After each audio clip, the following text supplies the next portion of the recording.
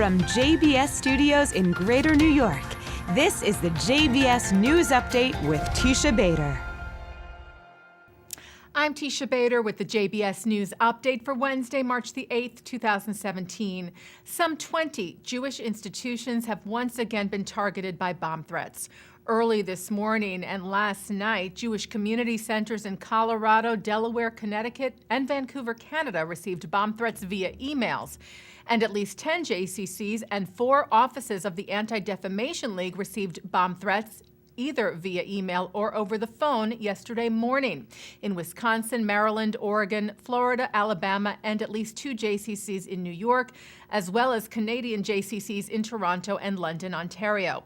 NBC's Chicago affiliate also reported a bomb threat yesterday at the Chicago Jewish Day School. Regarding the multiple threats it received, CEO of the ADL, Jonathan Greenblatt, said the ADL was not intimidated. Greenblatt said this only hardens our resolve to fight against anti-Semitism. According to the ADL, over 140 bomb threats have targeted Jewish institutions across the country since the beginning of the year. As we reported to you, one man was arrested last week in connection to at least 8 of those threats.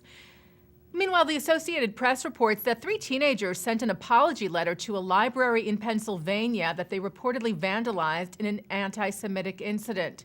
An envelope containing an anonymous note and $50 was left in a book depository at the Exeter Community Library on Friday, after a swastika sprayed with shaving cream was found in the library's parking lot earlier in the day.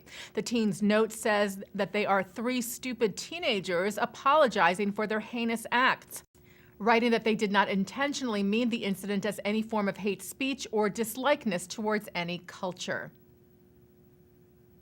British Foreign Secretary Boris Johnson is in Israel. Johnson met with Israeli and Palestinian leaders on his visit. He met in Ramallah today with Palestinian Authority President Mahmoud Abbas and Palestinian Authority Foreign Minister Riyad al-Malki, where Johnson reaffirmed the UK's support for 2 states. He told reporters, "We remain committed to a 2-state solution, to that vision for the resolution of this conflict.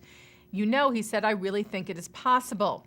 In Jerusalem, Johnson met with Israeli President Reuven Rivlin and with Israeli Prime Minister Benjamin Netanyahu.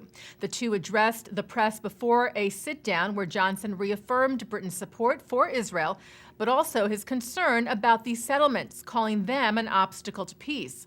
Netanyahu responded that the 2 leaders agree on most things, but not all things, saying that the obstacle to peace is not the settlements, but the Palestinians' refusal to recognize a Jewish state. Later, Johnson posted on Twitter that the 2 leaders had a friendly and frank meeting. Prime Minister Netanyahu, by the way, is set to depart for Moscow tomorrow and meet with Russian President Vladimir Putin. Netanyahu wrote on his Twitter page today that the meeting with the Russian leader was, quote, very important for Israel's security. And Israeli Defense Minister Avigdor Lieberman is in Washington this week. He met yesterday with his U.S. counterpart James Mattis at the Pentagon to discuss a number of regional issues, including Iran, Syria, and Lebanon.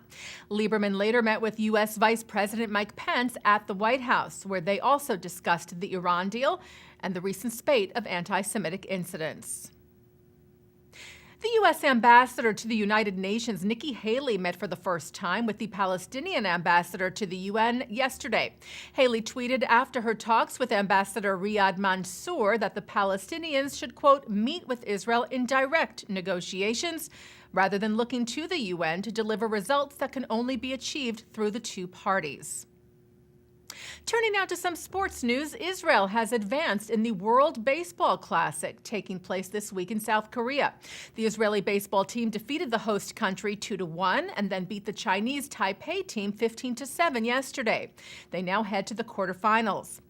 And an Israeli teenager has claimed victory at a fencing championship. 17-year-old Vera Kanevsky won a gold medal in the women's competition at the European Junior Championships in Bulgaria last night. And taking a look now at our programming for tonight on JBS for Wednesday, March the 8th at 7 o'clock. It's From the Aleph Bet. At 8, more from the Jewish Orthodox Feminist Alliance Conference with Esther Hadari of Yeshiva of Flatbush and Rivka Schwartz from the Frisch School.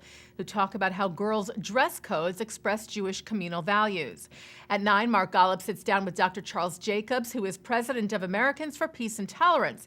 He talks about Avi Goldwasser's documentary, Hate Spaces, The Politics of Intolerance on Campus, on L'chaim. And at 10, a look at the boycott, divestment, and sanctions movement from the recent BDS conference. And coming up right after this newscast tonight at 6:30, it's Thinking Out Loud with Micah Halpern. And that's the JBS News Update for Wednesday, March the 8th, 2017. I'm Teisha Bader.